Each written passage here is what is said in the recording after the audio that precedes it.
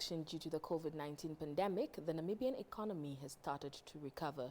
Now, the real GDP growth is expected at 3% in 2022 and 3.2% in 2023. Now, that is according to the International Monetary Fund staff that has just recently completed the 2022 Article 4 mission in Namibia. For more details on this, I'm joined via Zoom by Giorgia Albertin, the IMF Commission Chief for Namibia. Good evening, Ms. Albertin, and welcome to the show. Good evening to you and to your viewers. Thank you very much for having me. All right.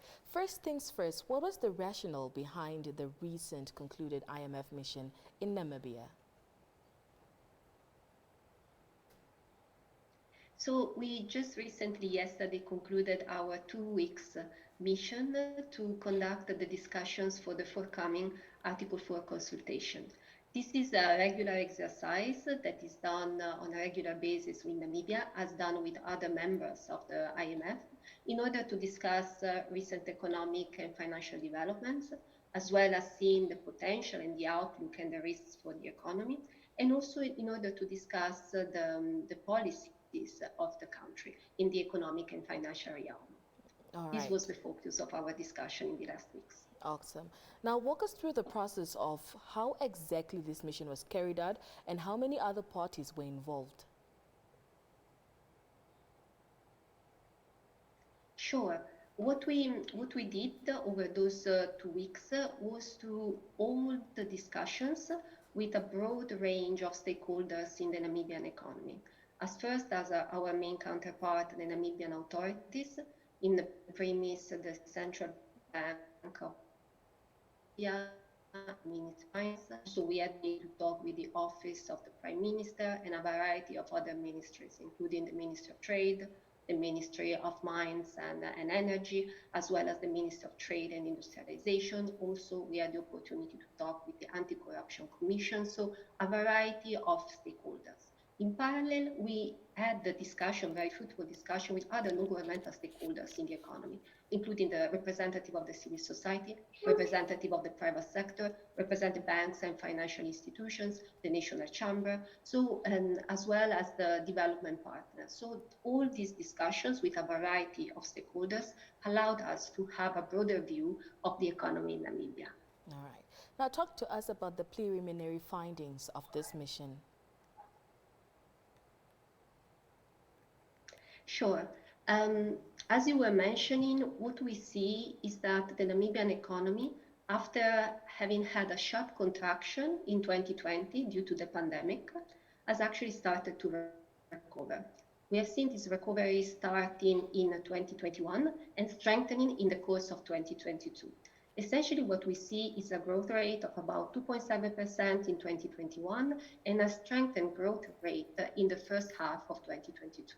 This has been driven by the rebound in the mining sector, which had been very badly affected by the pandemic, but as well as the recovery in several of the tertiary sectors' activity, and some gradually recover also in the tourism sector. So while we see positive developments so far, we also consider that the outlook for growth in Namibia remains positive. We are expecting a growth rate of about 3% for 2022, and to continue to about 3.2 in 2023. We expect the mining sector to still play an important role in driving this growth, but at the same time also the non-mine activities to come and continue the recovery that they started in the first half of the year. Of course, what we have seen is also inflationary pressures that have increased. We have seen average inflation of about 5.6% in the first 8 months of the year. This is mainly due to the developments in the international markets with higher food prices and higher fuel prices, which has been passed through the economy.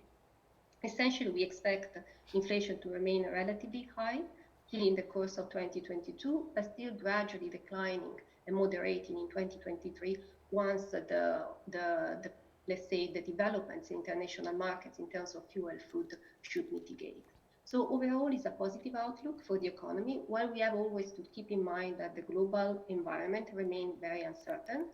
Would we have the spillovers from the war in Ukraine that could incentivize and push to higher food and fuel prices that would affect the economy. At the same time, we have volatility in commodity prices and also a tightening of financial condition in the overall market. This could lead to a bad impact also on the Namibian economy. All right. Now, based on the preliminary findings of this mission, in which areas does Namibia need to work hard on for an improved economy? Sure. I would say that moving ahead, the key challenge that Namibia is facing is really to generate and to foster inclusive growth. When we talk about inclusive growth, what we mean is growth that allows to address the key social challenges that we see: high unemployment, high inequality, and to be able to generate jobs and create opportunities. So this is the key challenge that Namibia faces, and definitely we see the strategy that is moving ahead in order to address the strategy that those challenges to be implemented. Essentially, what we see is the importance of, in order to achieve this inclusive growth, to preserve the stability of the economy on one side. On the other side, support the diversification of the Namibian economy itself in order to develop new sources of growth that would be complementing the mine's growth, and also continuing to protect the loss in the economy, which has been particularly affected in a context with high food and fuel prices. All right. Now, Ms. Albertin, what stood out for you and your team about Namibia during your mission in terms of what the country is doing right now and what other countries can learn from Namibia? Sure. I would say, back to the points that I was highlighting before, we definitely appreciated the determination in terms of maintaining the economy stable, in terms of a good policy mix, in terms of fiscal, monetary, and financial policy that would be key in terms of preserving stability, which is in turn a key factor in supporting growth over the medium term. Then we saw important progress in terms of the reforms, the structural reforms that actually would allow to the private sector to flourish, to develop, and actually support growth in the medium term. So that the growth that we are looking for might be a private sector-led growth and a growth that is inclusive.